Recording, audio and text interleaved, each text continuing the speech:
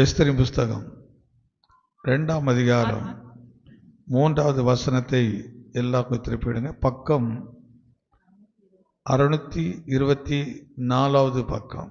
எல்லாரும் நம்ம எடுத்துக்கொள்ளலாம். எல்லாருக்கும் நல்ல தெரிந்த ஒரு வேத பகுதி தான் இது. எதை குறித்து பேசுகிறது என்று நம்ம எல்லாருக்கும் ஒரு தெரிந்த ஒரு காரியம். ஆகாஸ்வேர் ராஜாவும் வஸ்தியும் எஸ்தரும் மொர்தெகா இப்படி ஒரு முக்கியமான நபர்களை உள்ளடக்கின வேத பகுதி தான் இந்த வேத பகுதி. குறிப்பாக ராஜாவின் வாழ்க்கையில் ஒரு பெரிய ஒரு சம்பவத்தை நம்மால பார்க்க முடியும். ஆகாஸ்வே ராஜாவின் நாட்களில் அவர் ஒரு பெரிய விருந்து ஒன்றை ஆயத்தப்படுத்துகிறதாகவும், அந்த விருந்தில் தேசத்தினுடைய எல்லா பிரதானிகளும் அந்த இடத்துல பங்கு பெறுகிறார்கள். அதில் அவருடைய மனைவியாகிய அந்த இடத்துக்கு அழைக்கப்படுகிற வஸ்தி அழைக்கப்படுகிறாள். ஆனால் அவர்கள் நான் அந்த இடத்துக்கு வருவதற்கு முடியாது என்று மறுப்பு சொல்லுகிறதையும், அந்த மறுப்பு சொல்லுகிற காரியத்தினால் ராஜாவுக்கும் கோபம் உண்டாக்குற காரியங்களை கவனிக்கிறோம். இதில் இன்னும் கொஞ்சம் குறிப்பாக சொல்ல வேணால், ராஜாவுக்கு கோபம் வருவதை பார்க்கிலும் ராஜா கீழே இருக்கிற பிரதானிகளுக்கு அதிக கோபங்களும் எரிச்சல் உண்டாகிறது. ஒரு ராஜாவின் மனைவியே ராஜாவுக்கு கீழ்ப்படியாமல் போனால், அப்படி இந்த செய்தியை உலகத்தினுடைய குடிகளெல்லாம் கேட்கப்படும் போது ஒரு பெண்ணும் தன் கணவனுக்கு என்ன செய்ய மாட்டார்கள், கீழ்ப்படிய மாட்டார்கள் என்று ஒரு செய்தியை எனப்படுகிறார்கள், ராஜாவின் காது கொண்டு போகிறார்கள். இந்த வார்த்தையை கேட்கும் போது ராஜாவுக்கும் கொஞ்சம் கோபங்கள் உண்டாகிறது. கொஞ்சம் யதார்த்தமாக நீங்கள் அதை கவனித்து பார்க்கும்போது அவங்க சொன்ன செய்தி நல்ல செய்தியா கெட்ட செய்தியா?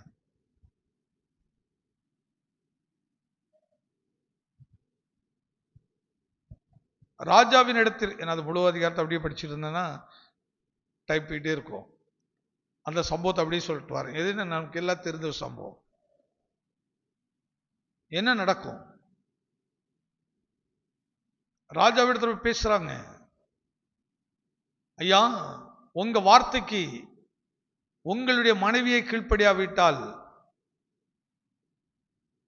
யார் கீழ்ப்படிவான்?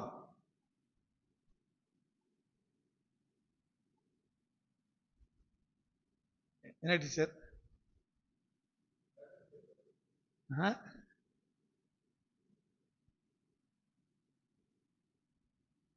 இந்த செய்தி நமக்கு என்ன சொல்லிக் கொடுக்குது?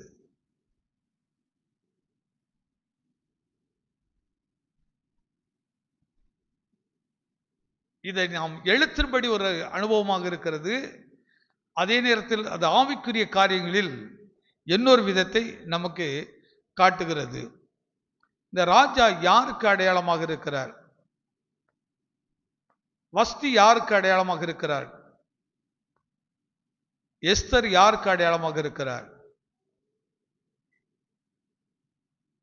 யோவிதா யாருக்கு அடையாளமாக இருக்கிறார்?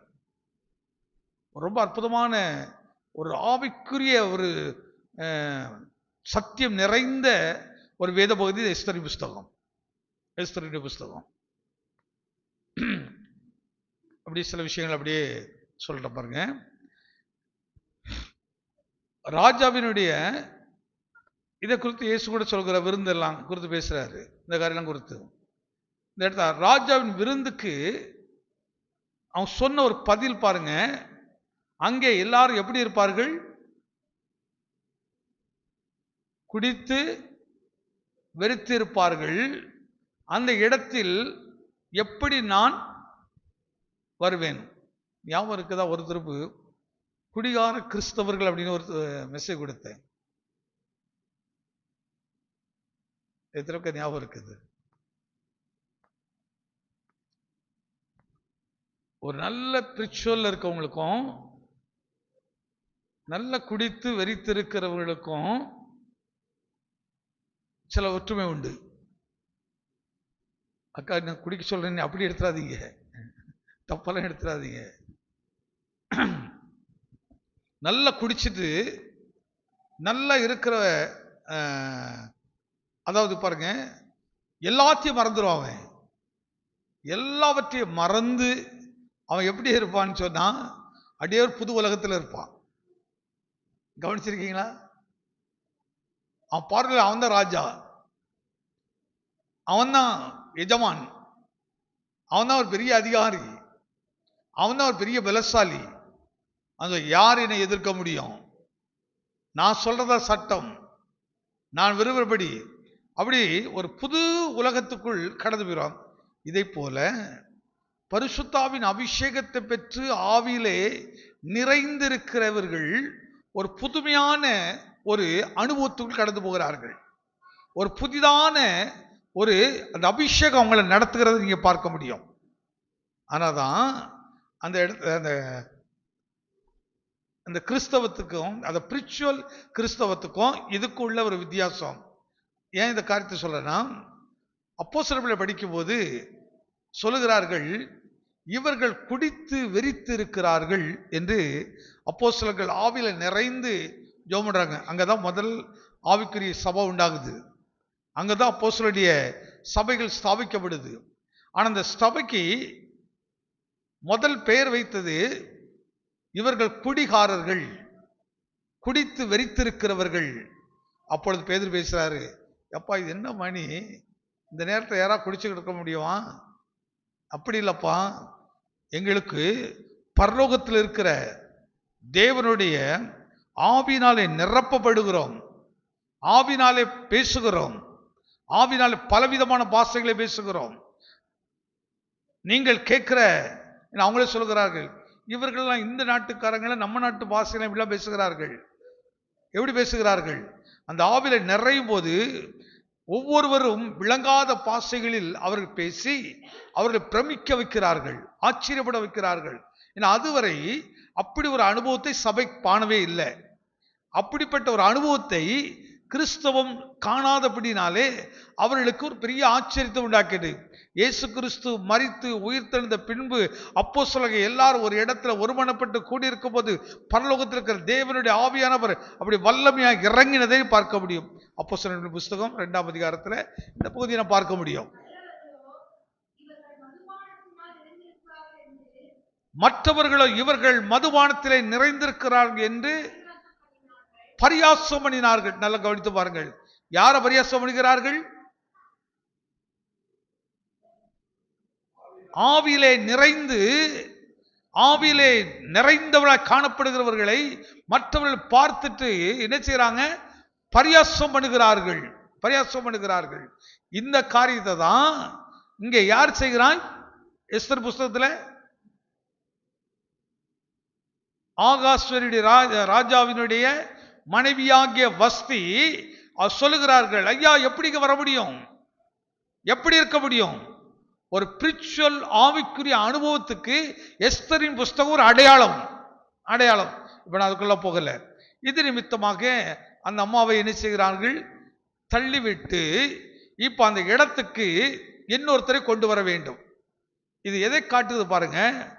பழைய ஏற்பாட்டினுடைய சட்ட திட்டங்கள் அனுபவத்தை வைராக்கியமாய் கொண்டு அதை பக்தியாய் கொண்டு அந்த சடங்குகளுக்கு முக்கியத்துவம் கொடுக்கிற, அந்த சடங்குகளுக்கு கனத்தை கொடுக்கிற, அங்க பாருங்க வஸ்தி அங்க எல்லாரும் மகிழ்ச்சியா இருக்கிறதை பார்த்து சொல்கிறார்கள், மதுபானத்தினால் நிறைந்திருக்கிறார்கள் என்று அதை அசட்டைப்படுகிறார்கள். அங்கே தன்னுடைய கணவன், இந்த தேசத்துடைய ராஜா, அவருடைய வார்த்தையை அசட்டை பண்ணுவது சரியல்ல என்று அந்த அம்மாவுக்கு என்ன கொஞ்சம் கூட ஒரு உணர்வில்லாதபடிக்கு ரொம்ப அற்பமாக நினைத்து அப்படி ரொம்ப ஈஸியா அசட்டை பண்ணுகிறார்கள். அதனால் தனக்கு கிடைக்கப்பட்ட ராஜ்யத்தின் மேன்மையை இழந்து போனார்கள், இழந்து போனார்கள். இப்போ அந்த இடத்துக்கு இன்னொருத்தர் தேவை. அந்த தேவையான இடத்துக்கு ஒரு நபர் வர வேண்டுமானால் எப்படி வர வேண்டும்? இப்பதான் எஸ்தர் புஸ்தகம் 2ஆம் அதிகாரம் 3ஆம் வசனத்தை வாசிக்கலாம். அதற்காக ராஜா தம்முடைய ராஜ்யத்தின் நாடுகளில் எல்லாம் விசாரிப்புக்காரரை வைக்க வேண்டும். இவர்கள் ரூபவதிகளாய் இருக்கிற சகல கன்னி பெண்களையும் கூட்டி போதும். சகல நாடுகளிலும் விசாரிப்புக்காரர்களை வைக்கணும். அவங்க என்ன செய்யணும்? எல்லா தேசத்தில் இருக்கிற ரூபவதிகளை எல்லாம் அழைத்து கொண்டு வந்து கன்னி மாடத்தில் கொண்டு சேர்க்கணும். எல்லாரையும் கன்னி மாடத்துக்கு. இது எதை காட்டுகிறது? வருத்தப்பட்டு பாரம் சுமக்கிறவர்களே, நீங்கள் எல்லோரும் என்னிடத்தில் வாருங்கள், நான் உங்களுக்கு இளைப்பாறு. பொதுவாக முழு உலகத்துக்கும், முழு உலகத்த சகல மனுபுத்திரர்களுக்கும் தேவன் கொடுக்கிற அன்பின் அழைப்பு. பாரம் சுமக்கிறவர்கள், கவலை சுமக்கிறவர்கள், வேதனைகளை சுமக்கிறவர்கள், மனுஷர்களால் புறக்கணிக்கப்பட்டவர்கள், மனுஷர்களால் அவமானப்படுத்தப்பட்டவர்கள், இவ்வாழ தகுதியில்லை என்று தங்களை தாங்களே நொந்து போயிருக்கிறவர்கள் எல்லாரையும் பார்த்து அழைக்கிறார், எல்லாரும் உள்ளே வாருங்கள் என்று. அதற்காக அங்கே இங்கே ஸ்தானாதிபதிகளை ஏற்படுத்துகிறார்கள். அப்படிப்பட்ட யாரா இருந்தாலும்ப்பா எல்லாரும் கொண்டு வாங்க, உள்ள கொண்டு வந்து கன்னிமாடம் என்கிற சபைக்குள்ளே கொண்டு சேர்ந்த. கன்னிமாடம் என்பது சபை. அப்போ சபைக்கு இருக்கிற தரிசனம் என்ன? ஒரு சபைக்கு இருக்கிற பெரிய நோக்கம் என்ன? ஒரு சபை எந்த நோக்கி கடந்து போக வேண்டும்? எதை நோக்கி? வாசிங்க. அவர்கள் எல்லோரும் கன்னிமாடத்திற்கு அழைத்து வந்து ஸ்திரீகளை காவல் பண்ணுகிற ராஜாவின் பிரதானியாகிய ஸ்திரீகளை காவல் பண்ணுகிற ராஜாவின் பிரதானியாகிய ஏகாயின் வசத்திலே ஒப்பு கொடுக்க வேண்டும். அவர்களுடைய சுத்திகரிப்புக்கு வேண்டியவைகள், அவர்களுக்கு சுத்திகரிப்புக்கு வேண்டியவைகளை அவர்களுக்கு கொடுக்கப்பட வேண்டும். அவர்களுக்கு கொடுக்கப்பட வேண்டும். இங்கே ஒரு சுத்திகரிப்பு குறித்து பேசுறாரு. அவர் சுத்திகரிப்பு எந்த இடத்துல நடக்குது? கன்னி மாடத்தில். அப்போ சபை என்னது? கன்னித்தன்மை உள்ளது. கன்னித்தன்மை உள்ளது. ஆனால் சபை குறித்து இன்னைக்கு ரொம்ப பெருமாதியான எண்ணங்கள் வந்துச்சு. ஆனால் ஓல்ட் டெஸ்டமெண்ட்ல சபை குறித்து எப்படிலாம் காட்டுது? கன்னித்தன்மைகள். கண்ணினாலே கரை திரை பிழை இல்லாத ஒரு இடம், கரை திரை இல்லாத இடம். நீ வெளியே எப்படி வேணாலும் இருந்திருக்கலாம், ஆனா உள்ள வந்ததுக்கு அப்புறம் உன்னை ஒரு கன்னிகையாக மாற்றுகிற இடம் தான் சபை.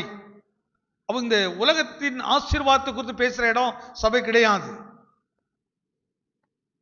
இது வஸ்தின் அனுபவம், அந்த அனுபவத்தில் போறது.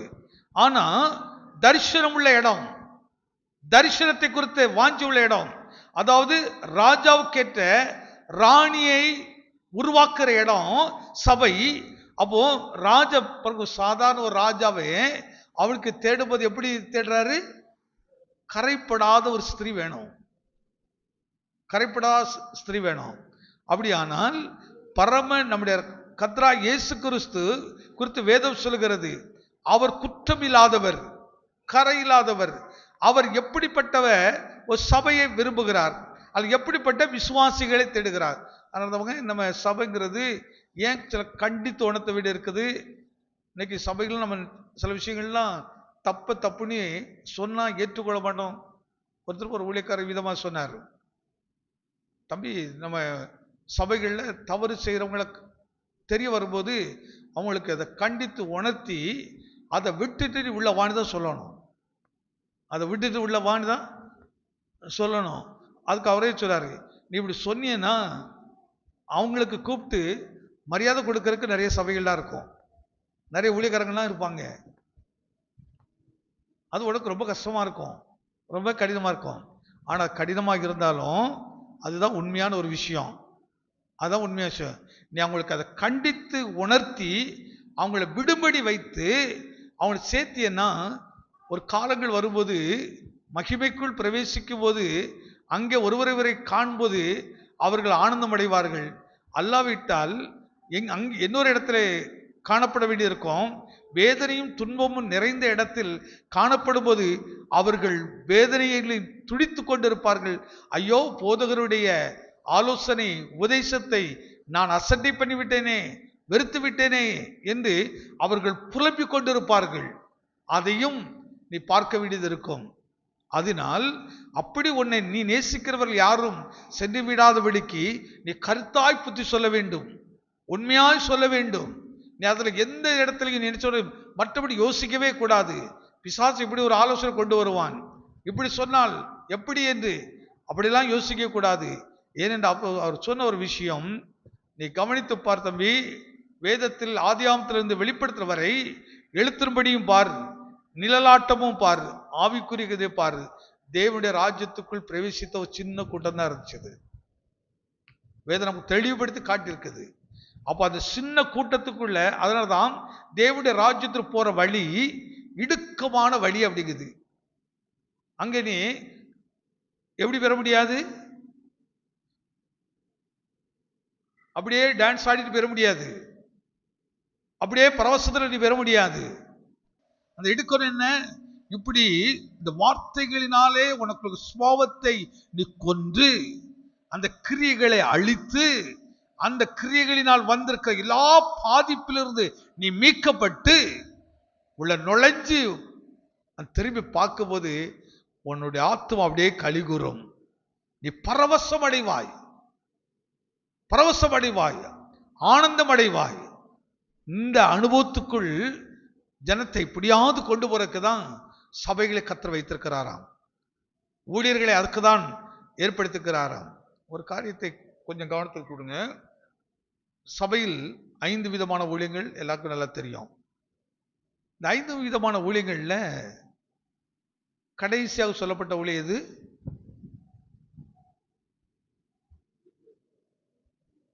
கடைசியாக சொல்லப்பட்டது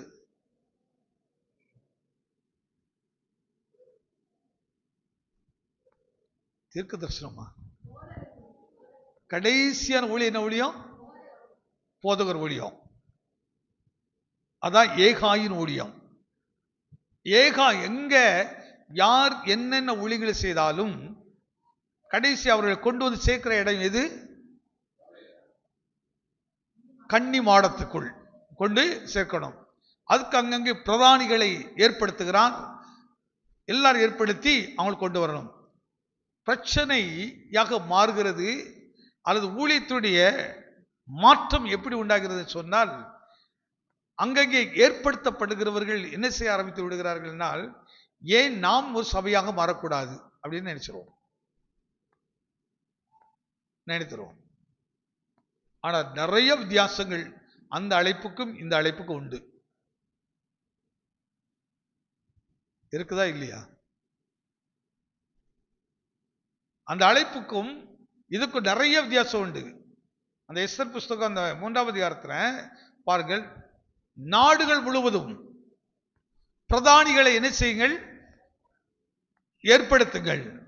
அவர்கள் என்ன செய்யட்டும்? அங்கேங்க இருக்கிற கன்னிகள் எல்லாம் கொண்டு வந்தது என்ன செய்யட்டும்? கன்னி மாடத்தில் கொண்டு சேர்க்கட்டும். ஏகாய் வசனத்தில், அதாவது பெண்களை கன்னிகளை பாதுகாக்கிற ஏகாயின் இடத்தில் ஒப்பு கொடுக்கட்டும். அவர் அங்கே என்ன செய்வார்? அவர்களுக்கு வேண்டிய சுத்திகரிப்புக்குரிய காரியங்களை கொடுப்பார். இப்போ நம்ம கல்யாணம் ஒரு பொண்ணுக்கு வருது, பொண்ணுக்கு வந்த உடனே ஃபர்ஸ்ட் என்ன அந்த பெண்ணு செய்து? பியூட்டி பார்லர் அதை செலக்ட் பண்ணும். அதுக்கு பல ஆயிரங்கள் எல்லாம் சர்வசாதாரணமா. இங்க ஜாஸ் கூட கேட்டா, எனக்கு எதுக்கு, நான் இதெல்லாம் எதுக்கு, நல்ல ஒரு லைஃப் வாட்சோட மூஞ்செல்லாம் கழுவி பவுடர் போட்டாலும் அழகா இருக்கும். இருக்குமா இருக்காதுங்க? இந்த அழகை வேறு சொல்லவே இல்லை. ஆனா எப்படி ஜனங்களுக்கு இந்த ஆசை வந்துச்சுது? எப்படி இந்த விருப்பம் உள்ள வந்துச்சுது? இதை நம்ம கண்டித்து சொல்றதுக்கு பயப்படுறோம், அது தவறிட்டு சொல்றதுக்கு பயப்படுறோம், யோசிக்கிறோம். இந்த அழகு குறித்து வேதம் பேசவே இல்லையே, இந்த சுத்திகரிப்பு குறித்து வேதம் பேசவே இல்லை. உள்ளானதை பேதுரு அதனை எடுத்து காட்டுறாரு. உள்ளான அழகு, உள்ளான சுத்திகரிப்பு. இப்ப வெளியே கழுவுறதுக்கு எப்படி நமக்கு சில பொருட்கள், ஒவ்வொருத்தரும் ஒரு சோப்பு போட்டுக்கிறோம். அன்னைக்கு யாருங்க சோப்புலாம் போட்டுருந்தா வெறும் மண்ணில் கூட தேய்ச்சி கழுவி தான் உனக்கு நல்லதா இருந்தாங்க, அவங்க ஸ்கின்ல வியாதியே வரல. ஆனா இன்னைக்கு எல்லா வியாதி ஸ்கின்ல ஏன் வருது? உன அதுக்கு ஒரு மருந்து, அதுக்கு ஒரு மருந்து. நம்மை எப்படி மாற்றி விட்டார்கள்? அவர்கள் சம்பாதிக்கிற ஒரு மனுஷனை மாட்டிட்டாங்க. ஒரு மனுஷிக்கு எவ்வளவு தேவை இருக்கு தெரியுமா? எவ்வளவு தேவை இருக்குமா? இந்த ஸ்கின்னுக்கு இந்த கிரீமு, வெயிலுக்கு இந்த கிரீமு, இந்த இதுக்கு இது, இந்த எவ்வளவு வியாபாரம் நடக்குது தெரியுமா? யோசிச்சு பாக்குறீங்களா? நினைத்து பாருங்க. உலகம், உலகத்தின் ஆசைகள், உலகத்தின் இச்சைகள். தவறாலாம் எடுத்துக்கிடாதீங்க, நம்ம யாரையும் குற்றப்படுத்தணுங்கிறது என் நோக்கம் அல்ல. ஆனா குற்றத்தில் இருந்து நாம் வெளியே வரணும்னு விரும்புகிறோம், அதிலிருந்து விடுதலை அடைய வேண்டும் என்று விரும்புகிறோம். எப்பொழுது அது வித்தியாசம் நமக்கு தெரியும்? இது தவறு என்று நியாயப்பிரமாணம் வந்ததுக்கு அப்புறம் தான் எது சரியை தப்புன்னு பிரிக்கப்படிச்சது. அதற்கு முன்பாக மனதில் எப்படி தோன்றும் அப்படிதான் வாழ்ந்தார்கள். அங்க அண்ணன் தம்பி தங்கச்சி அப்படிலாம் கிடையாது. அவருடைய மனதில் எப்படி அப்படி வாழ்ந்தார்கள். ஆனால் அது தவறு என்பதை வேதம் விளங்கி அவருக்கு 10 கற்பனை கொடுத்தது, எப்படி இருக்கணும் அப்படின்னு பிரமாணத்தை கொடுத்தது. இது பாவம், இது பாவம் இல்லை என்று சுட்டி காட்டப்பட்டுச்சது. அதுக்கப்புறம் அதையும் தாண்டி புதிய ஏற்பாடு, புதிய பிரமாணத்தை நம்ம கொடுத்தது. இப்படி நம்மளை கரெக்ட் பண்ணிக்கிட்டே வர்றாரு. என்ன கரெக்ட் பண்ண ஒன்று இல்லை, எல்லாம் கரெக்ட் பண்ணி முடிச்சுட்டு இப்போ ஒன்னே ஒண்ணுதான் இருக்குது, இயேசு வரப்போறார், அவ்வளவுதான். இப்போ அவர் வருகைக்கு நம்ம ஆயத்தமாகிறது. இப்போ புது வருஷத்துக்கு எவ்வளவு ஆயத்தம் பாருங்க. சர்ச்சஸ் எல்லாம் என்ன டெக்கரேஷன் பண்றோம், என்ன எவ்வளவு ஆயத்தங்கள்லாம் பண்றோம். செலினாவும் நானும் பெரம்பூர்ல இருந்து பைக்ல வந்துட்டு இருந்தோம். அவன் செல்லாம் சொன்னான், சர்ச்செல்லாம் ஃபர்ஸ்ட் என்ன டெக்கரேஷன் பண்ணி இருக்கிறாங்க, ரொம்ப நல்லதுதான், ரொம்ப நல்லதுதான். ஆனா அதை பார்க்கிறோம், தேவன் அதை பார்த்து சந்தோஷப்படுவான்னு நினைக்கிறீங்களா? கர்த்தர் அதை பார்த்து மகிழ்ச்சி அடைவான்னு நினைக்கிறீங்களா? ஒரு நாளைக்கு ஊருக்கு போயிருந்தேன். அப்போ எங்க அண்ணன் ஒருத்தர் சொன்னாரு, தம்பி நாங்க ஊர்ல பாழா கிடந்த கோயிலெல்லாம் நம்ம கட்டிட்டோம், கட்டி பார்த்தீங்கன்னா பயங்கரமான டெக்கரேஷன், ஊர்ல தெரு தெருவா லைட்டு போட்டு பயங்கரமா பந்தெல்லாம் போட்டு ஒரு விக்கிரக கோயில் பாழ போச்சுது. அதை ஒருத்தர் கட்டிட்டு அவர் சொல்ற, என்ன அழகு பண்ணியிருக்கோம் பாத்தியா, நம்ம வேத கோயிலை விட நாங்க கொஞ்சம் பேரா இருந்தாலும் எப்படிலாம் சுர பண்ணி பண்ணியிருக்கோம் பாத்தியா அப்படின்னு ரொம்ப பெருமையா. அப்படின்னா சென்னையிலிருந்து போயிருக்கிறேன், அவர் அந்த காரியத்தை சொன்னாரு, நாங்க எப்படி பண்ணிட்டோம் பாத்தியா அப்படின்னு. இதுல என்ன விசேஷம் இருக்குது அப்படின்னு. காசை கொடுத்தீங்க, அவன் வந்து லைட்டை போட்டான், காசு கொடுத்து பந்தில் போட்டான், காசு கொடுத்து விளையாட்டான். இதனால உனக்கு என்ன பிரயோஜனம்? என்ன பிரயோஜனமா? பாருங்க, என் கடவுள் எவ்வளவு பெருசு பாருங்க, என் கடவுள் எவ்வளவு பெருசு. இந்த கடவுள் எனக்கு இதெல்லாம் செய்திருக்கிறாரு, அதனாலதான் நாங்க இதெல்லாம் செய்திருக்கிறோம். நான் நினைக்கிறேன் இந்த செய்கிற ஒரு பெரிய விஷயமே இல்லை, இதை விட பெருசாலாம் செய்ய முடியும். ஆனா இன்னைக்கு நீ மரித்தால் எங்கே போவா, அதுல உனக்கு என்ன நிச்சயம் இருக்கு சொல்லுவா. கடவுள்னா யாரு? அவர் இருக்கிற இடம் எப்படிப்பட்டது? இந்த கடவுள் இடத்துல போகிறவன் எப்படி இருக்கணும் அப்படின்னுட்டு நீ ஏதாவது ஒரு விஷயத்த சொல்லு. மேன்மையா சொல்றதுக்கு என்ன இருக்குது? ஆனால் எங்கள் பைபிள் சொல்லுது, எங்கள் பைபிள் வழி காட்டுது, நீ இன்றைக்கு மரித்தால் நாளைக்கு நீ என்னோட பரதேசில இருப்பான்னு சொல்றாரு. எங்களுக்கும் பெரிய நம்பிக்கை இருக்குது, பெரிய நம்பிக்கை எங்களுக்கு கர்த்தர் கொடுத்திருக்கிறாரு. எந்த அடிப்படையில் கொடுத்திருக்கிறாரு? அதனால் நாங்கள் இந்த பூமியிலே வாழ்ந்தாலும் பூமிக்குரியவர்களைப் போல, இதைதான் சபையெல்லாம் விளங்கணும் பாருங்க. நான் பூமியில இருந்தாலும் இந்த பூமிக்கு உள்ளவர்கள் இருக்கிறார்களே, இந்த பூமியை நேசிக்கிறவர்கள் இருக்கிறார்களே, இந்த பூமிக்கு நேசித்தால் பிரியப்படுகிறவர்கள் இருக்கிறார்களே, அவர்களுடைய செய்கைகளை நாங்க ஏன் செய்யறது இல்லைன்னா, ஏன் அதை நாங்க நம்புறது இல்லைன்னா, அந்த ஆசை ஏன் எங்களுக்கு இல்லைன்னா, எங்களுக்கு இது குறித்து தெரியும். இந்த ஆசையும் இது எல்லாமே இந்த பூமிக்குரியது, பரலோகத்துக்குரிய இல்ல.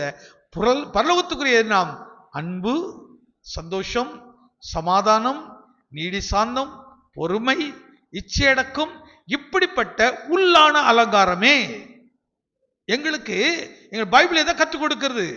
கர்த்தர் இயேசு எதை கற்றுக் கொடுக்கிறார்? எங்க உள்ளத்தை அலங்கரிக்கணுங்கிறாரு. அந்த உள்ளத்தில் இப்படிப்பட்ட அசுத்தங்கள் இருந்தால் காத்திருந்து சுத்திகரிக்கதான் ஏகாயின் வசத்திலே நீங்கள் ஒப்பு கொடுக்கப்பட வேண்டும், சபைக்குள் ஒப்பு கொடுக்கப்பட வேண்டும்.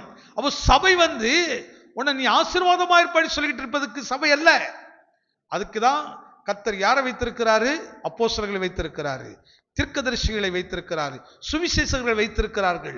அவர்கள் இந்த வார்த்தைகளை போதித்து போதித்து அவர்களை தேவனிடத்தில் கொண்டு வருவார்கள். சபையானது என்ன செய்யணுமாம்? அவர்களுக்கு சுத்திகரிப்பு உண்டாகத்தக்கதான உபதேசங்களை சொல்லி சொல்லி அவர்கள் உபதேசத்தினாலே அவர்களை பரிசுத்தப்படுத்துகிற ஒரு பெரிய பொறுப்பு சபைக்கு இருக்கிறது, சபை போதகர்களுக்கு இருக்கிறது. இன்னைக்கு போதகர்களும் எப்படி மாறிட்டோம்? சுவிசேஷகர்கள் மாதிரி மாறியாச்சு. போதகர்களும் யார் மாதிரி மாறிச்சு? தீர்க்கதரிசி மாறிச்சு.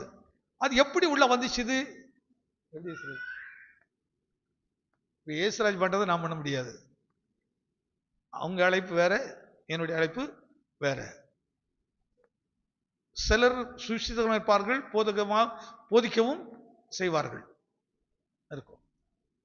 இப்போ நான் உங்களை வச்சுட்டு உன்னைய உலகத்துக்குரிய ஆசீர்வாதத்துக்கு ஏற்ற பாதையிலே நான் போதிச்சு கொண்டிருப்பேன். ஆனால் நான் உங்களை இங்க நடத்தி கொண்டிருக்கிறேன். அவ யாருக்கு ரொம்ப தண்டனை? அங்கதான் சொன்னார், அதிக ஆக்கிய அடைவோம் என்று உங்களில் அநேகர் போதகர்களே, சுவிசேஷகரை சொல்லல, தீர்க்கதரிசிகளை சொல்லல, அப்போஸ்தலர்களை சொல்லல. ஆனா யாரை பார்த்து சொல்றாரு? போதகரை பார்த்து சொல்ற, போதிக்கிறவர்களை பார்த்து சொல்றார். அப்போ எந்த இடத்தில் யாருக்கு எதை போதிக்க வேண்டும் என்று நீ அந்த அழைப்பை, அந்த கிருபையை, அந்த தேவனுடைய நடத்திப்பை பெற்றிருக்க வேண்டும், நடத்திப்பை பெற்றிருக்க வேண்டும். அப்போ எவ்வளவு இருந்தாலும் ஏகா என்கிற ஒரு மனிதனை கன்னிமாடத்தில் வச்சிருக்கிறாங்க. அவங்களுடைய நோக்கமே ஸ்திரீகளை பாதுகாக்கிறது. ஸ்திரீ என்ன? சபையை பாதுகாக்கிறது. பெண் சபையை பெண்ணுக்கு அடையாம சொல்லுது, பாதுகாக்கிறது. அந்த சபையை எப்படியாவது இது கொஞ்சம் புது வருஷத்துக்கும் சம்பந்தம் இருக்கா இல்லையா? புது வருஷம் வரப்போது வீட்டு அழகா ஒயிட் வாஷ் பண்ணுவோம், அழகா நல்ல அழகுபடுத்துவோம், புதிய பொருட்கள் எல்லாம் வாங்குவோம். புது வருஷத்துல எல்லாம் நான் இதெல்லாம் வாங்குங்க, இதெல்லாம் வாங்க, எப்பனாலும் வாங்குங்க, இதெல்லாம் ஒரு பெரிய விஷயமே கிடையாது. சாதாரண சில மனிதர்கள் புது வருஷத்துக்கு போறோம், அவ்வளவுதான். புது ஆண்டு நாம் நியமித்து வைத்திருக்கோம், அதுக்குள்ள போறோம். அதற்கே இவ்வளவு ப்ரிப்பரேஷன் என்று சொன்னால், தேவனுடைய ராஜ்யத்துக்குள் பிரவேசிப்பதற்கு எவ்வளவு சுத்திகரிப்பு அவசியம், எவ்வளவு ஆழமாக நமக்கு அவசியப்படுகிறது. நான் ஒவ்வொரு அவயங்களையும் சுத்திகரிக்க வேண்டுமா வேண்டாமா? வேண்டுமா வேண்டாமா? அந்த அழகை நாம் உருவாக்க வேண்டுமா வேண்டாமா? அதனால சொன்னார், பரிசுத்தம் இல்லாமல் அப்படிங்கிறார். பரிசுத்தம் இல்லாமல் ஒரு சபை மனுஷனுடைய சுயத்தை உடைக்கிற இடம், அசுய விருப்பத்தை எல்லாம் உடைக்கிற இடம். எல்லாருக்கும் சுயம் இருக்குது. இவன் உலகத்தாரை பார்க்கும்போது அதே போல நான் பேசலாம், அனுபவத்தோடு இயல்பாக பேசுறேன். ஒரு புதுசாலாம் ஒரு விஷயத்தை சொல்லலை, இயல்பாக ஒரு மனுஷருக்குள்ள இப்படிலாம் சுபாவங்கள் வரும். சில நேரங்களில் ரொம்ப ஒரு நடிகன் போடுற மாதிரி ட்ரெஸ் போடணும்னு தோணும். ஆனா போடலாமா? போடக்கூடாதா?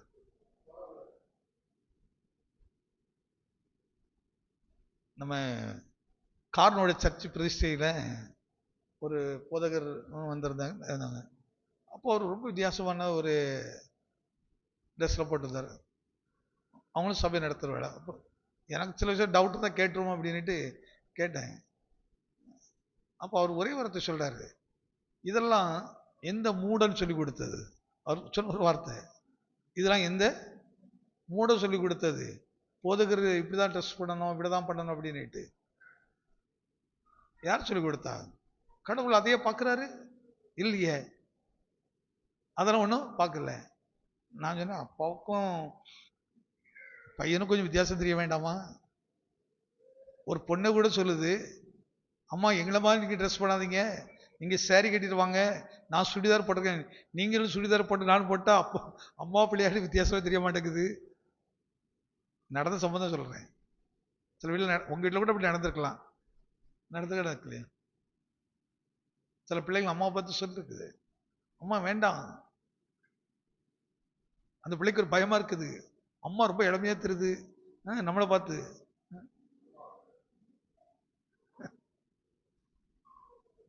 அது ஒரு வித்தியாசத்தை சரீரம் நமக்கு, உலக சரீரம் சொல்லுது, உலகத்தில் உள்ள சுவாமி நம்ம கற்றுக் கொடுக்குது. ஒரு வித்தியாசத்தை காட்ட வேண்டும். நீங்க தகப்பன், நீங்க தாய்மா, நான் உங்க பிள்ளை. அப்ப நான் உங்க பிள்ளைங்கிறதுல அடையாளத்துல தான் இருக்கணும். நீங்க தாய்கிற அடையாளத்துல இருக்கணும். பிள்ளை சொல்றதா சொல்லியா பாக்குறீங்களா? என்ன சொல்றா? ஆமானுங்கால இல்லைன்னு சொல்லுங்க. ஆமாங்கிற பட்டு ஒரு அலி சொல்லுங்க, ஒரு ஆமின்னு சொல்லுங்க. சரி, இல்லைன்னு சொல்ல விட்டு ஒரு அலி சொல்லுங்க. எங்க இந்த நியூட்ரல் தான் டேஞ்சரஸ். நீங்க சந்தர்ப்பத்தை அடிச்சிருவீங்க.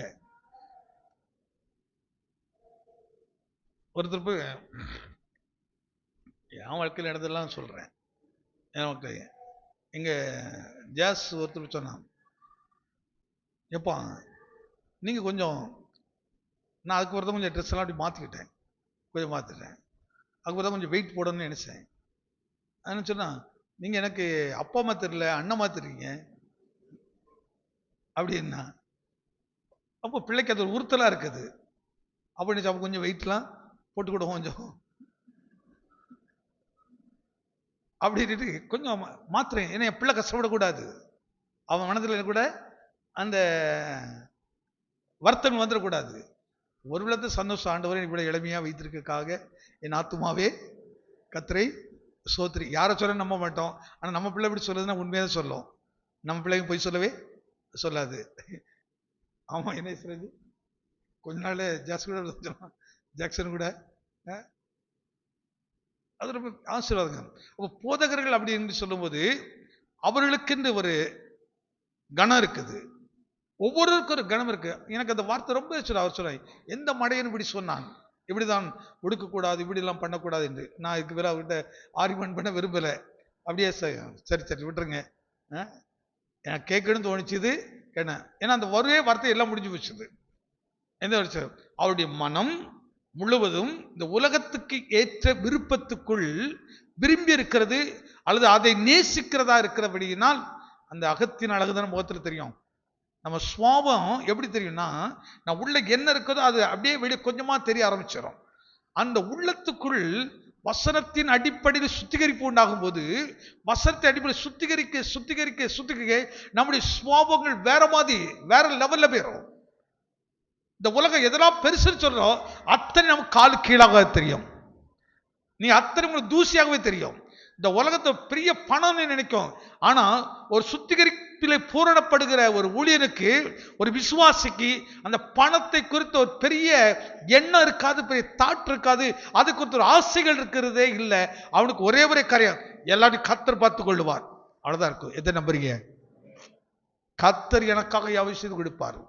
ஆனா அந்த உலகத்தின் அடிமைத்தனத்துக்குள் இருக்கிற, அதனாலதான் பாருங்க, நீ யாரோடு சேர்கிறாயோ அவர்களை போலதான் நீ மாறிக்கிட்டே இருப்பா. ஆனா உனக்கே தெரியாது, உனக்கே தெரியாது.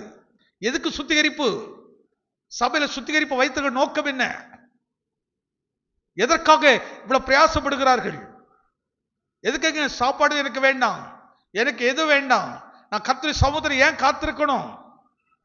ஐயா, என் மனதுக்குள் ஒரு விதமான உலகம் இருக்கிறது, அல்ல ஒரு திரும்ப அடிமைத்தனம் இருக்கிறது, அல்ல ஒரு விதமான உபதேசங்கள் என்னை கெடுத்து வைத்திருக்கிறது. அதிலிருந்து எனக்கு விடுதலை வேண்டும். அதை ஒன்றொன்றாக கழட்டி தேவ சமூகத்தில் வைத்துக் கொள்வதற்கு வைத்து நம்ம ரத்தத்தினால் என்னை கழுவும் ஐயா, இந்த வசனத்தினாலே சுத்திகரியும் ஆண்டவரே. சுத்திகரிப்பு ரொம்ப அவசியங்க. ஒரு சபை சுத்திகரிப்பு இல்லைன்னு சொன்னா அது கன்னிகையா மாறுவது இல்லை, கன்னிகையா மாறுவதில்லை. வெளிப்படுத்த நீதிமன்ற வசனம் பாருங்க, ஒரு கன்னியை தேடுகிற, அந்த வசனத்தை யார் எடுத்த படிங்க டக்குன்னு. நீதிமொழிகள் 30:18-19 நினைக்கிறேன். அவைகள் ஆவன, ஆகாயத்தில் கழுகுனுடைய வழியும், கண்மலையின் மேல் பாம்பினுடைய வழியும், நடுக்கடலிலே கப்பலின் வழியும், ஒரு கன்னியை நாடின மனுஷனுடைய வழியுமே. ஒரு கன்னிகையை நாடுகிற ஒரு மனுஷனுடைய வழியும், ஒரு மனுஷன் இது எழுத்துப்படி இப்ப சொல்றாரு, எழுத்துப்படி ஒரு வாலிபன் ஒரு பெண்ணை விரும்பிட்டான்னா அந்த பெண்ணு பின்னாடி எப்படிலாம் அவன் செயல்படுவான் என்கிற குறித்து. ஆனா இது எழுத்துப்படி அல்ல, ஆவியின்படி கன்னியைங்கிற பரிசுத்தத்தை ஒரு மனுஷன் விரும்பினால், அந்த சுத்திகரிப்பு ஒரு மனுஷன் விரும்பினா அவன் எப்படி அதை வாஞ்சிப்பான், எவ்வளவு விருப்பமா இருப்பான். விருப்பமா விரும்ப மாட்டாமா? சுத்திகரிப்பு அப்படி விரும்புங்க. ஆண்டவரே என் ஆவி ஆத்தும சரீரத்தை கழுவ ஒப்பு கொடுங்க. இந்த உலகத்திலிருந்து நான் எவ்வளவுதான் வாழ்ந்தாலும் பலத்தில் மிகுதினால் எவ்வளவு வாழ்வோம்? 80. அதுக்கப்புறம் வாழ்றதெல்லாம் கஷ்டமான வாழ்க்கை தான். நீங்க 90 வயசு எல்லாம் வாழ்ந்தவங்க மகிழ்ச்சியா வாழ்றாங்கன்னு நினைக்கிறீங்களா?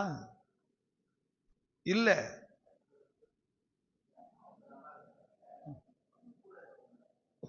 அவங்க நல்லா கூட இருக்கிறவங்க எல்லாம் வேதனைப்படுத்துவாங்க. கூட இருக்கலாம் என்ன சொல்லிட்டு இருப்பாங்க, எப்போ அத்தனை பேரும் என்ன சொல்லிட்டு இருப்பாங்க, அந்த மனநிலையில் இருப்பாங்க. ஐயோ இந்த மனுஷன் படுத்துக்கிறதுக்கு பண்ற அதிகாரத்தை பாரு, என்ன பண்றான் என்ன செய்யறான் அப்படின்ட்டு. இவன் சுத்தி இருக்கிறவங்க எதை எதிர்பார்ப்பாங்க? கைதான் பிடிச்சிருப்பான், கட்டிதான் பிடிச்சிருப்பான், அழுற மாதிரி தெரியும். ஆனா எப்ப சாவான் மனசுல எப்படி நினைச்சிட்டு இருப்பான், அப்படியே தேடுவான். இல்ல, அப்போ பூமியில நீ தெளிவா வாழ்க்கை நாட்கள் கொஞ்சம் தான், தெளிவா வாழ்க்கை நாள் கொஞ்சம் தான். அந்த நாட்களை நீ சரியாக கர்த்தர்கிட்ட ஒப்பு கொடுங்க. நான் ஒப்பு கொடுப்போம். அதுக்குதான் கர்த்த சபை. அதனால சபையானது பாருங்க, மாம்சத்தில் கட்டப்பட்டதில்லை, இயேசுவின் ரத்தத்தினால் கட்டப்பட்டது. ரத்தத்தினாலே அசிபாரப்பட்டிருக்கிறது. ஆனா சொல்ற கண்மலையின் மேல் கட்டப்பட்ட வீடுன்னு சொல்றாரு. கண்மலை. இந்த பூமியில வாழ்வுகிற வாழ்க்கைகள் பணக்காரனோ ஏழையோ படித்தவனோ படிக்காதவனோ ஆணோ பெண்ணோ யாராகிறத குறிப்பிட்ட காலங்கள் தான். அதனாலதான் நமக்கு முன்னாடி எப்போ என்ன இருக்கு நமக்கு தெரியாது. இன்னைக்கு காலைப்பட பேசிட்டு இருக்கிறோம், அடுத்து நம்ம பழைய வருட ஆராதனை இருப்போமான்னு தெரியாது, புது வருட ஆராதனை இருப்போமான்னு தெரியாது, என்ன நடக்கும் தெரியாது. ஆனால் எப்பொழுது இயேசு வந்தாலும், எப்பொழுது மரணம் வந்தாலும் ஆயத்தமுள்ளவர்களாக, அதனால ஆயத்தமுள்ளவர்களை ஆதாயப்படுத்தவே நம்மை கர்த்தர் வைத்திருக்கிறார்கள். அதுக்குதான் சுத்திகரிப்பிடம் அடைய நம்முடைய ஆவியும் ஆத்துவம் என்ன. இந்த ஜீவன் போனக்கு அப்புறம் உன்னால ஒரு காரியம் கூட செய்ய முடியாது. சுய நினைவை இழந்து நீ அதுக்கப்புறம் எவ்வளவு படுத்திருந்தாலும் உன்னால ஒரு காரியம் செய்ய முடியாது. அதுக்கு ஒரு பாவத்தை மன்னிப்பையோ ரட்சிப்பையோ எதையும் பெற்றுக்கொள்ள முடியாது. அதனாலதான் இன்றைக்கு அணுக்கிற காலம் இது ஒரு ரட்சணியின் நாள். இது ரட்சணியின் நாள் நமக்கு கொடுத்திருக்கிற கர்த்தர். இந்த வருஷத்தின் கடைசி நாள், கடைசி மணித்துருக்குள்ள வந்திருக்கிறோம். இந்த அற்புதமான கன்னி மாடத்தில் கர்த்தர் கொண்டு வந்திருக்கிறார். எதற்கு கொண்டு வந்திருக்கிறார்? நம்ம ஒரு ராஜாவுக்கு ஏற்ற நீ ராணியாக இந்த சபையை கர்த்தர் ஆயத்தப்படுத்த. இதை நம்புறீங்க? நம்ம எல்லாரும் அப்படியே ஆயத்தமாகி ஒரு நாள் வர்றோம், சென்ட் ஜான் சர்ச்சு அப்படியே ராஜாக்கு முன்னாடி நிற்கணும். இதுல இருக்கிற ஒருத்தரா தவறிடவே கூடாது. ஆமாவா இல்லையா? ஒருத்தர் கூட தவறிடக்கூடாது. குடும்பமா அப்படியே நான் போகணும், அப்படியே குடும்பம் அவருக்கு முன்னாடி நிற்கணும். அவரை கவனித்து பாருங்க. எதற்காக அந்த சுத்திகரிப்பு? ஏன் சுத்திகரிப்பு ரொம்ப அவசியம்? நிறைய பேருக்கு சுத்திகரிப்புனாலும் கொஞ்சம் கஷ்டப்பா தெரியும், உபவாசனாலும் ரொம்ப கஷ்டமா தெரியும். ஆனா எது ரொம்ப பிரியமா இருக்குன்னு சொன்னா வாக்குத்தத்தங்கள். பாருங்க, இப்பவுமே நிறைய வீட்டுல வாக்குத்தத்தம் நிறைஞ்சு போயிருக்கோம். நான் ஒருத்தர் சொன்னேன், போன வருஷம் உள்ள வாக்குத்தத்தத்தை இன்னும் சாந்தியா கேட்டாங்க, எங்க வைக்கணியே இடம் தெரியல அப்படின்னு. எங்க வைக்கணியே இடம் தெரியல. வசனத்தை உள்ள வைங்க, பேப்பரை குப்பையில் போடுவோன்னு பிரச்சனை இல்லை, அது ஒரு பெரிய.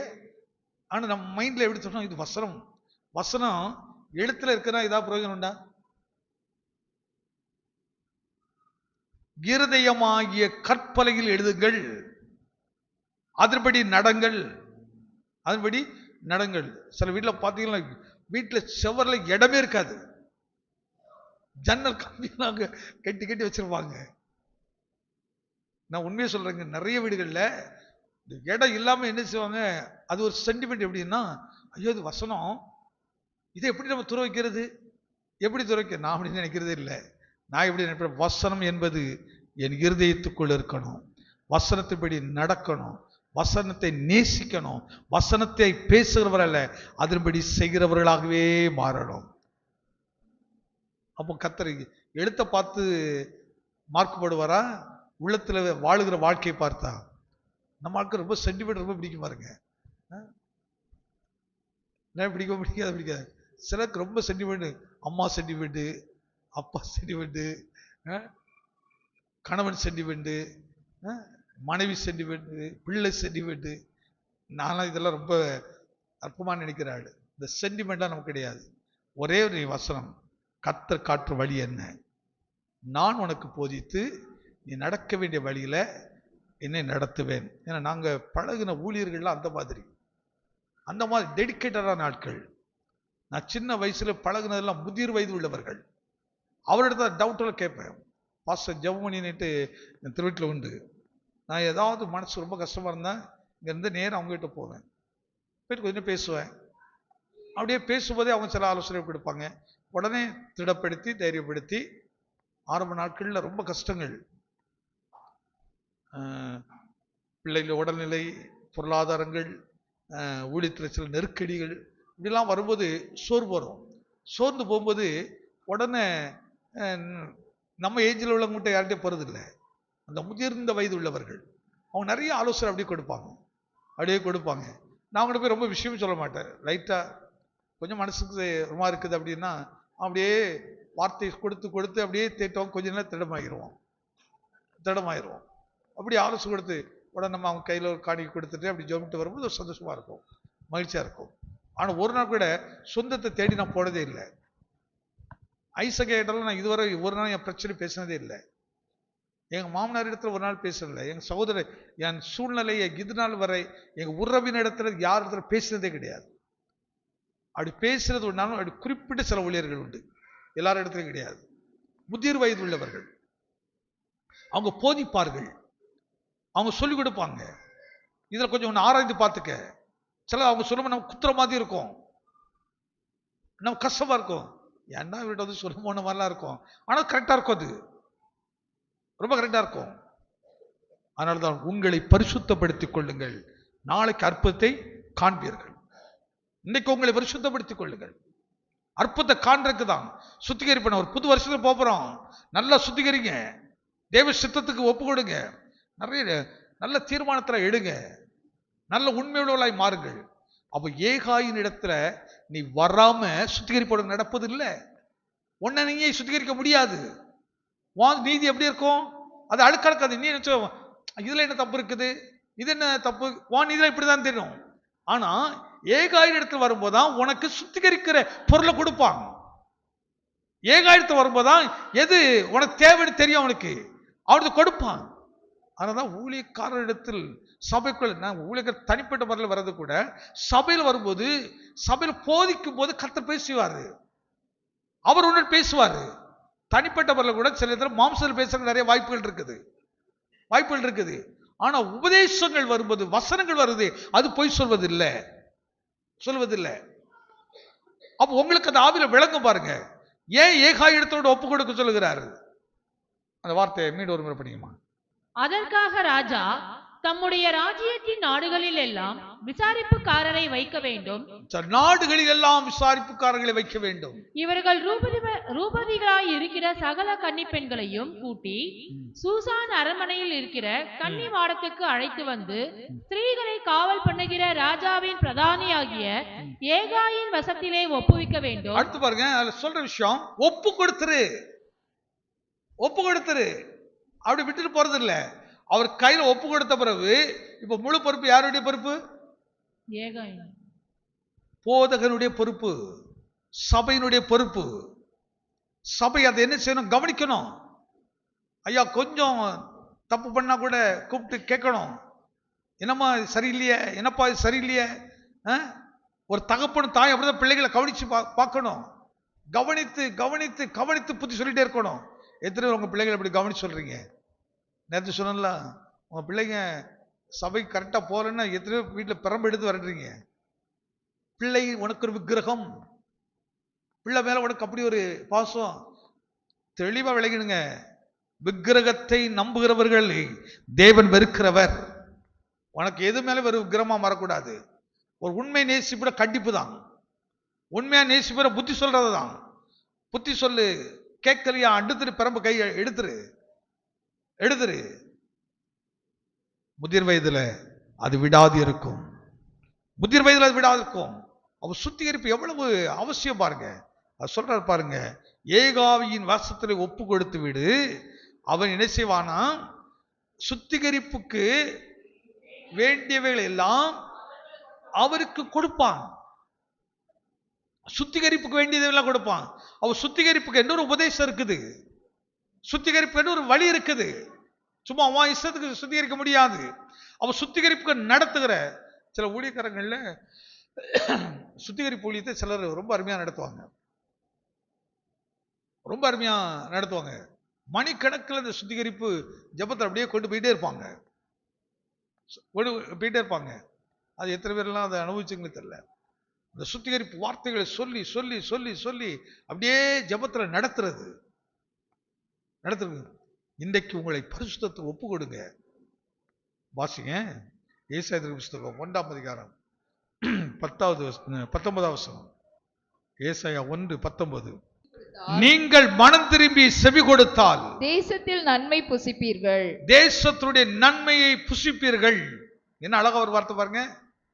நீங்கள் மனம் திரும்பி, ஐயா சுத்திகரிப்புக்கு நீங்கள் உங்க மனதை செலுத்தி செவி கொடுத்தால் தேசத்தினுடைய நன்மையை கர்த்தர் உங்களுக்கு கொடுப்பார். வர புதிய ஆண்டுக்கு இந்த கார்த்தை அப்படி எடுத்துக்கிடுங்க. அந்த ஆண்டுக்குள்ள நீங்க பிரவேசிக்கும் போது 2 ராஜ்யம் இருக்குது. ஒன்று பரலோக ராஜ்யம், ஒன்று இந்த பூமியில் இருக்க ஆண்டுகள், ஒவ்வொரு ஆண்டுகளும். அப்போ நீ பரலோக ராஜ்யத்துக்கு நீ சரியான தகுதி உள்ளாகனா இந்த பூமியில உள்ள எல்லா ஆசீர்வாதங்களும் நமக்கு தடை இல்லாமல் கிடைக்குங்க. அதனாலதான் ஆண்டவர் சொன்னான், முதல்ல அவர் ராஜ்யத்தையும் அப்படி நீதியும் தேடுங்கள், அப்பொழுது இவைகள் எல்லாம் உங்களுக்கு கூடுதலா, அதான் ரெட்டிப்பான நன்மை தருவேன், இன்றைக்கே தருவேன். அப்ப ரெட்டிப்பான ஆசீர்வாதங்களுக்கு நம்ம உருவாக்குறது. அது சுத்திகரிப்புங்கிறது சும்மா இல்ல. மீண்டும் அந்த வார்த்தை வாசிங்க. நீங்கள் மனம் திரும்பி செவி கொடுத்தால் தேசத்தின் நன்மை புசிப்பீர்கள். அப்போ மனம் திரும்பாம தேவனுடைய நன்மையை நாம் புசிக்க முடியுமா? உலக நன்மை மட்டும்தான் புசிக்க முடியும். உலகத்துடைய நன்மை மட்டும்தான் புசிக்க முடியும். அது எப்ப வேணாலும் உன்னிடத்து பறிக்கப்படலாம், எப்ப வேணாலும் அது உனக்கு தீமையா மாற முடியும். ஆனால் தேவனுடைய நன்மை புசித்தீங்கன்னா இந்த உலகத்துடைய நன்மையை, ஏன்னா நீ அதை சம்பாதிச்சு பெற்றதில்லை, கிருபையாய் பெற்றது, இரக்கமாய் விடுது. அதாவது ஒரு அழகான வார்த்தை சொல்றாங்க, பிள்ளைகள் கர்த்தரால் வரும் சுதந்திரம், கற்பத்தின் கனி அவரால் கிடைக்கும் பலன். அந்த இது யார் கொடுக்குதா? அப்போ முதல்ல உன்னை நல்ல பரிசுத்தப்படுத்தி அதை மனம் திரும்பி, இப்ப மனது இது எதுக்காக இந்த வார்த்தை பேசுறோம்னா மனம் திரும்பதான். அப்போ எந்தெந்த இடத்துலலாம் அந்த சுத்திகரிப்பு இல்லாம இருக்கிறதோ, மீறுதல், குற்றம், தவறுகள் இருக்குதோ, இதெல்லாம் நம்ம சரிப்படுத்தி சரிப்படுத்தி சரிப்படுத்தி மனம் திரும்பும் போது தேவன் அவருடைய நன்மையாக கற்பத்துக்குரிய ஆசீர்வாதத்தை தருகிறார். எத்தனை பேர் அதை விரும்புகிறீங்க? எத்தனை நம்புகிறீங்க? அப்போ கற்பத்தின் ஆசீர்வாதம் வேளாண் சொல்கிறது, ஒரு மனுஷருடைய கற்பத்தை கர்த்தர் அடைச்சா யார் அதை திறக்கவே? நீங்க என்ன தோத்திரம் பண்ணாலும் சரி, என்ன ஜோம் பண்ணாலும் சரி, என்ன மருத்துவத்தை பார்த்தாலும் சரி, என்னென்னலாம் நிறைய பேர் கவனிச்சிருக்கிறோம். பெரம்பூர்ல ஒரு ஒர்க் ஷாப் வச்சிருக்க ஒருத்தர் உண்டு, கேரளக்காரர். அவரு தன்னுடைய அந்த மனைவி கற்பமாகணுங்கிறதுக்காக செலவு பண்ணி கடைசியில அப்படி ஒர்க் ஷாப்பை நடத்த முடியாம பெரிய கடன்காரரா மாறிட்டார். பெரிய கடன்காரரா ஆகிட்டாரு. அந்த நாட்களில் லேக்ஸ்ல செலவு பண்ணி எப்போ பார்த்தாலும் மனைவி கூட்டிக்கிட்டு ஆஸ்பத்திரி ஆஸ்பத்திரி ஆஸ்பத்திரி ஆஸ்பத்திரி அழிவாரு. ஒன்றும் பிரயோஜனப்படலை. எல்லாத்தையும் விட்டு அதுக்கப்புறம் ஆவிக்குரிய சத்தியங்களை விளங்க ஆரம்பிச்சார். இப்ப அழகான ஒரு பெண் பிள்ளையை கற்றுக் கொடுத்திருக்கிறாரு. தேவன் அடைத்தா அதை யாராலும் திறக்க முடியாது. தேவன் திறந்தால் யாரால், எனக்கு இந்த இடத்துல தான் என்ன வருதுன்னா, கர்த்தர் ஆசீர்வதித்தால் உனக்கு விரோதமாய் ஒருவனும், இங்க யாராவது சூனியம் வைக்க முடியும் நினைக்கிறீங்களா? யாராவது சூனியம் வைக்க முடியும் நினைக்கிறீங்களா? கர்த்தர் உன்னை ஆசீர்வதிக்க நினைச்ச பிறகு அவன் சூனியம் வச்சாது அவனுக்கு தான் போகும், உன்னை தொடவே தொடாது. அவன் என்ன பண்ணாலும் அவனுக்கு தான் போகும். ஏன்னா கர்த்தர் ஆசீர்வதித்திருக்கிறாரு. நீ கர்த்தர் பாதத்திலிருந்து பெற்றது, நீ உன்னை சுத்திகரித்து பெற்றது, தேவனுடைய கிருபையை பெற்றிருக்கிறார், இரக்கத்தை பெற்றிருக்கிறார், தேவனுடைய ஆசீர்வாதத்தை பெற்றிருக்கிறார். அப்ப ஆசீர்வாதம் கர்த்தரிடத்திலிருந்து வரணும், தேவனால் கிடைக்கணும். அதன் கற்பத்திரிகை நீ கர்த்தரால் கிடைக்கும் பலன். தேசத்தின் நன்மை நீ புசிப்பாய். இந்த உலகத்தில் தேவன் உனக்கு வைத்திருக்கிற நன்மை, அப்ப இதெல்லாம் நமக்கு தேவன் வைத்திருக்கிறது. அதனால நம்ம சொல்கிறோம், சுத்திகரிங்க, நல்லா கணவன் மனைவியோ கையை பிடிச்சு நல்லா சுத்திகரிங்க, கர்த்தரத்தை ஒப்பு கொடுத்து சுத்திகரிங்க. சில நேரங்களில் நிறைய நான் இதில் எக்ஸாம்பிளோடு காட்ட முடியும். நிறைய அவங்க சில காரியம் சொன்ன உடனே ரொம்ப கோபம் வரும். ஆமாம், இவர் இப்படி இருந்து பார்த்தா தெரியும் அப்படிலாம் பேசின ஆட்களாக உண்டு. ஆனால் நம்ம அதெல்லாம் கேர் பண்ண கிடையாது. என் கடமை சொல்லிட்டேன், கேட்ட கேளு, கேட்க நம்ம அப்படி ரொம்ப ஈஸியாக எடுத்துகிட்டு போகிற ஆள். அதுக்காக இவங்க நம்மளை இப்படி பேசினாலும் வருத்தப்படுறதில்லை, பேசாமல் போனாலும் வருத்தப்படுறதில்லை, பேசினாலும் சந்தோஷப்படுறதில்லை. நம்ம வேலை, நம்ம ஊழியம் நம்ம செய்துட்டே போனோம் அப்படிங்கிறது தான் என்னுடைய காரியம்.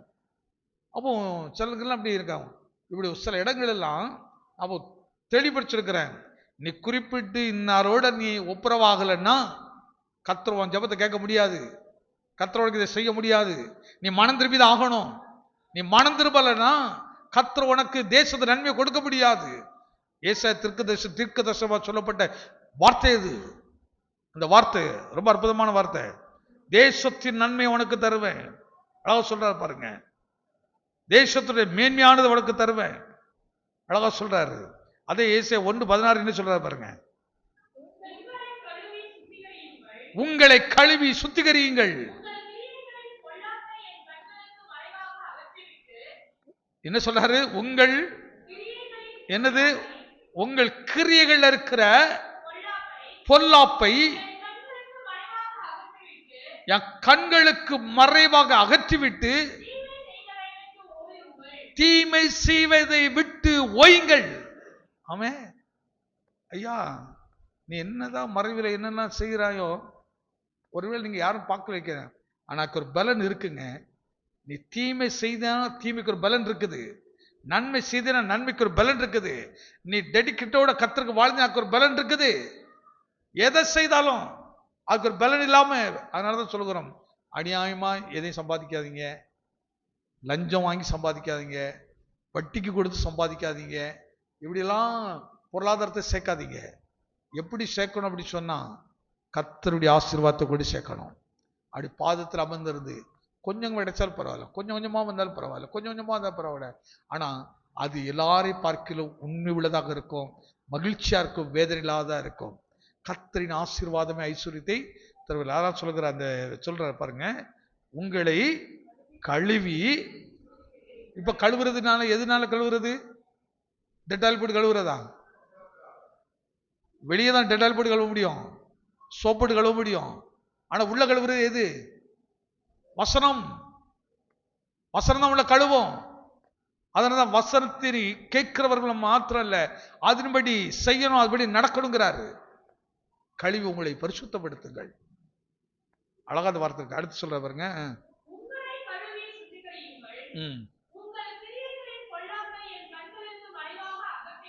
உங்கள் கிரியைகளின் பொல்லாப்பை கண்களுக்கு மறைவாக அகற்றிவிட்டு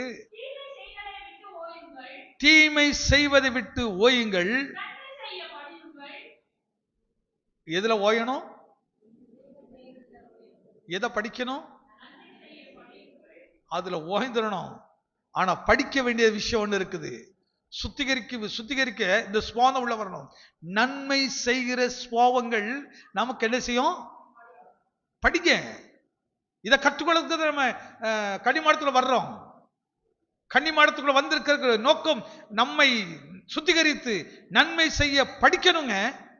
எத்தனை நன்மை செய்ய படிக்கிறீங்க? தீமை விட்டு ஓயிறீங்க? கொஞ்சம் கவனிச்சு பாருங்க,